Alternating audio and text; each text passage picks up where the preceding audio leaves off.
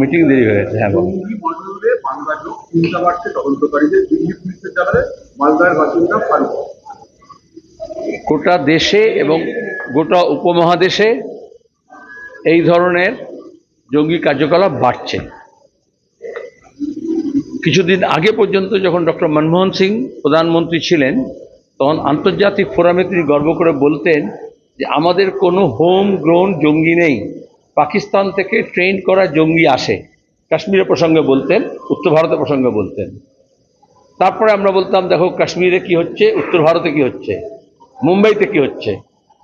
আর মোদি এবং মমতার সরকার গত 10-11 বছরে আমরা কি দেখলাম, যে আমাদের রাজ্যে অন্য অনেক সমস্যা ছিল, এমনকি রাজনৈতিক শরিকি সংঘর্ষ হতো, কিন্তু সাম্প্রদায়িক দাঙ্গাবাজ এবং জঙ্গি আতঙ্কবাদ এটা ছিল না। তাহলে যে রাজনীতি বিজেপি এবং তৃণমূল করছে, ধর্মাশ্রিত রাজনীতি এবং তার সঙ্গে ধর্মীয় উন্মাদনা তৈরি করা, সামনে দেখায় কখন এটা করছি ওটা করছি, কিন্তু আদতে বেকার ছেলে মেয়ে তাদের সমস্যার সমাধান হচ্ছে না। প্রতিবেশী দেশ হোক বা আমাদের দেশের ভেতরকার শক্তি হোক, বিভাজনের শক্তি এদেরকে আকর্ষণ করছে। এরা আটকাতেও পারছে না এবং ব্যবস্থাও নিতে পারছে না। আর বাঙালি হিসেবে, বাংলার অধিবাসী হিসেবে আমাদের মাথা নত হয় যে মমতা ব্যানার্জি আরএসএসের দৌলতে যে রাজনীতি এখানে করছেন, তাতে এখন জঙ্গি ধরা পড়ছে, তাতে আমাদের রাজ্যেরও স্থান পেয়ে যাচ্ছে। পরেই নির্ধারিত হবে আগামী প্রজন্মের ভবিষ্যৎ। উনি তো এটা আগেও বলেছেন, পশ্চিমবঙ্গে এসে বলেছেন দুটো লাড্ডু থাকবে, একটা মোদি একটা মমতার। উনি বলেছেন 34 বছরে বামপন্থীরা যে গাড্ডা খুঁড়েছে, সেই গাড্ডা ভরাট করার জন্য মমতাকে একটু সময় দিতে হবে।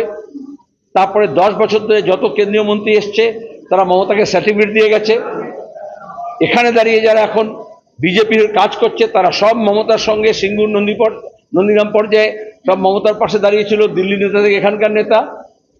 এই তো আজকেই তো মুকুল রায় প্রয়াণের খবর যখন পেলেন, প্রথমে কি মনে পড়লো? কারণ মুকুল রায় বলেছিলেন যাহা বিজেপি তাহাই তৃণমূল। মোদিও সেই কথা বলেছেন।